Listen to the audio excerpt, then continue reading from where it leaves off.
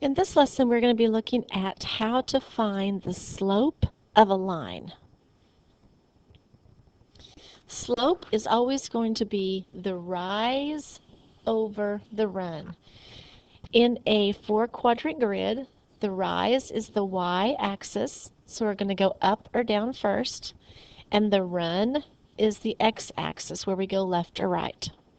Now, when finding an ordered pair, when you have an ordered pair like 2, 3, we always start with the x-axis, or the 2. We start with the origin, and we go to the right 2 first, and then we go up 3 in order to find the location.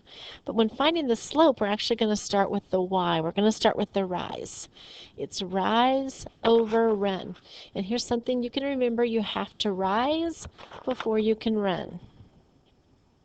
They're at a track meet there. So if you look here at the slope from the bottom of where this house is, or the barn, up to the top of the hill, the rise is 20 meters and the run is 5 kilometers. That should have been the same measurement there. So you put the rise of 20 over the run, which was 5, and then you can simplify it. So it's rise over run.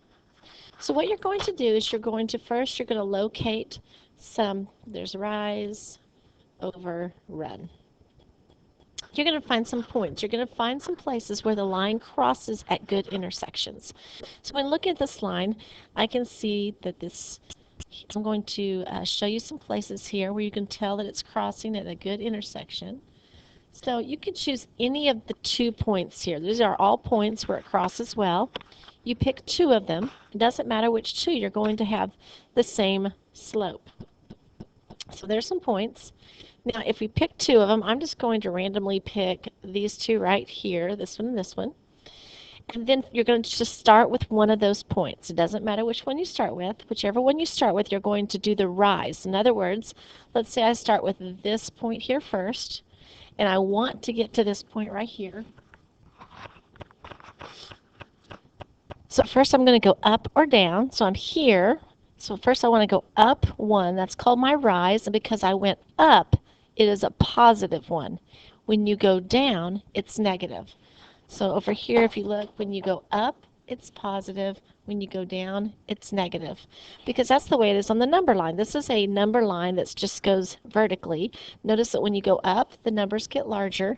And when you go down, the numbers get smaller. So up is positive. Down is negative. So we went up 1. That would be a positive 1. Show you here with my arrows. And then you want to go over to the point. So from where we are right here, we're now going to go to the right 2. Now when you go to the right, look at this number line right here. Notice that when you go to the right, the numbers are getting larger, so that would be positive. If you go to the left, the numbers get smaller, and that would be negative. So the rise was 1, and the run was 2. So if you put 1 for the rise and 2 for the run, there it is. So you'll see that the slope is 1/2. Now, if you started at a different one, let's say you chose to start at this point and you went to this point.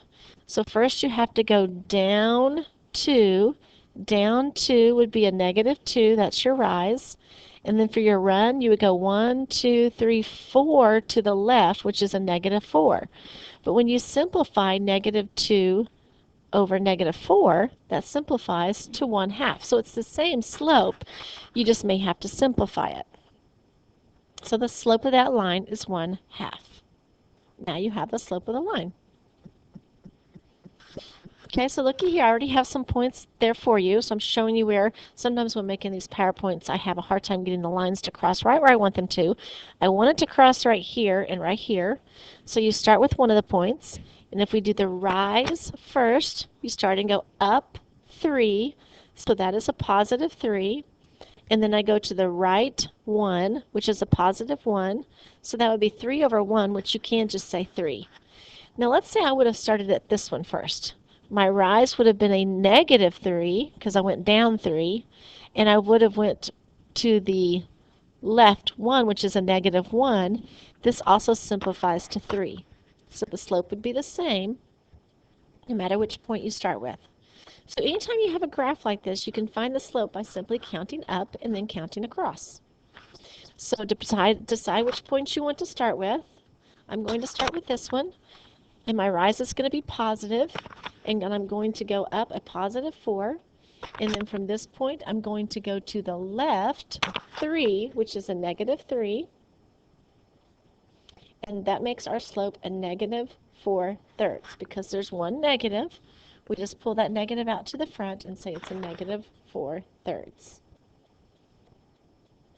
We can also find the slope of a line when all we are given are two ordered pairs. Instead of looking at the graph makes it really easy because we can just count up and count across. But there's actually a way to figure out the slope of a line when given two ordered pairs. Remember with an ordered pair that it's x, y. Remember it's rise over run. Rise are the y's because rise is the y-axis. So what we're going to do is we're going to subtract the y's on the top and the x's on the bottom. So what I do is I look here at the ordered pair and I'm going to circle the y's just to kind of have a visual reminder there. This is where I start. I'm going to start with the y's.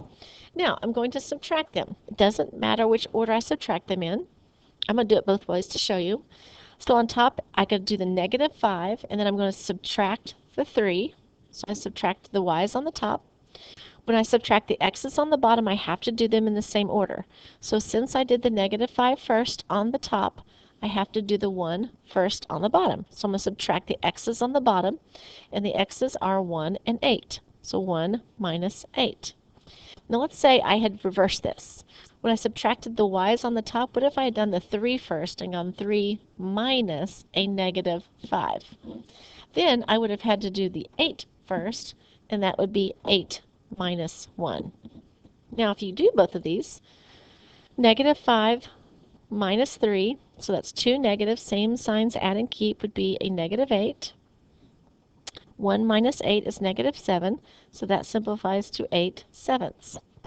Over here, if you add your opposite, click, click, you have 8/7. So both of them are 8/7. So it doesn't matter which one you choose to go first. You're going to get the same slope. You just have to keep it consistent. Whichever y you choose on the top, and this is going to walk you through it. You change the y's, change in the x's on the bottom. There's where we got the slope. And if we were to graph this, this is what it looks like. There are the two ordered pairs.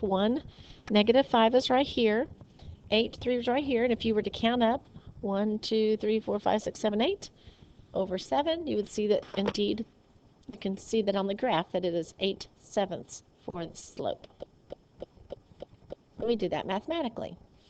So again, you're going to subtract the y's on the top and the x's on the bottom. First, identify the y's. The y's are negative 5 and negative 3. I chose to set it up with the negative 5 going first, so it's negative 5 minus, you're always going to subtract the other one, which is negative 3.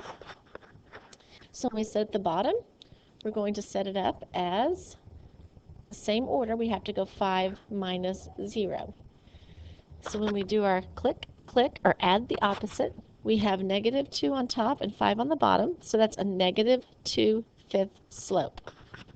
This is negative 2/5.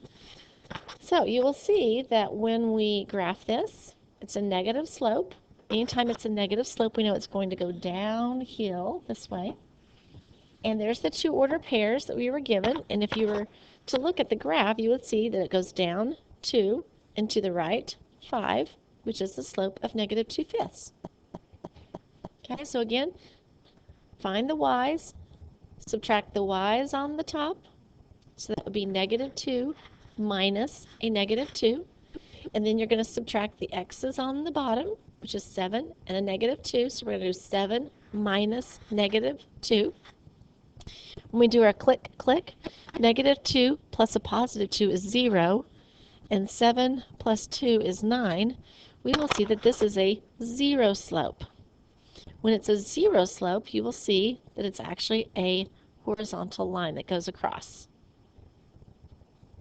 Subtract the y's on the top and the x's on the bottom for the slope.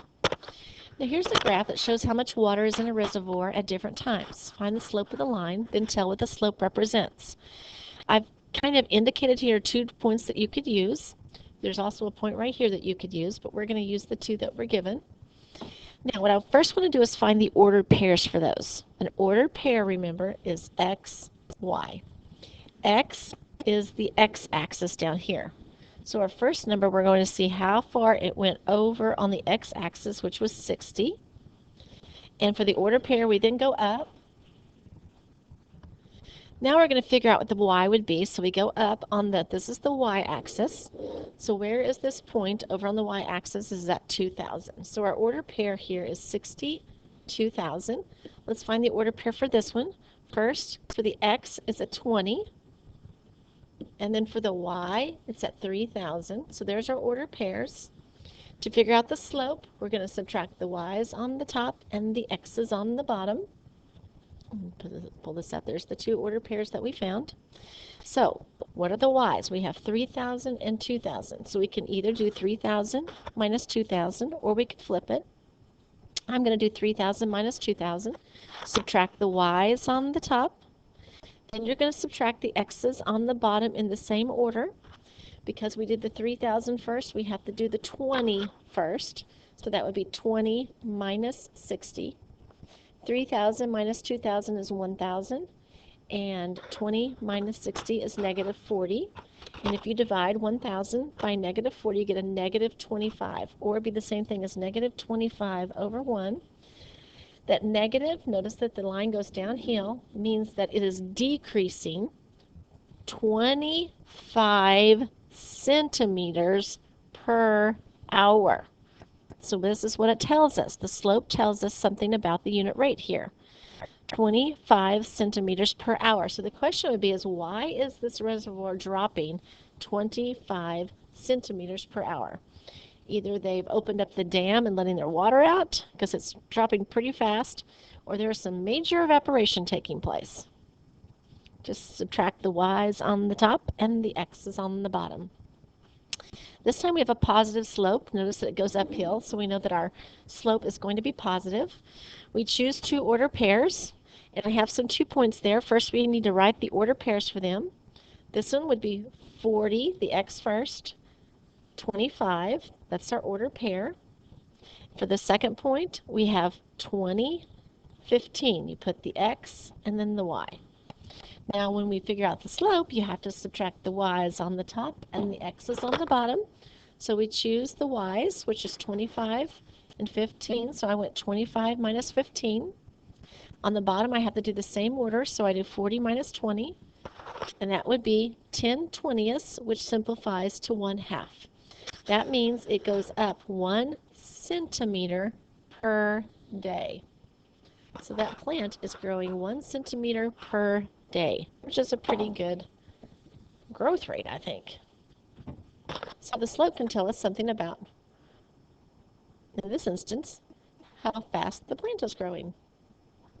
So remember, when finding the slope of a line, if you have a graph, and if the graph has ones, this is not by ones. So with this, you wouldn't want to count up and say, oh, the rise is 1, 2, because the slope is not 1/2, or sorry, 2, 2, up 2 over 2. The slope is not 1. That is because the y-axis and the x-axis are not going up by ones. So with this one, you would have to subtract the y's on the top and the x's on the bottom. If you just have a graph and the x and y axis is going up by ones on both of them, then you can just count up or down first and then count left or right second. Finding the slope of a line.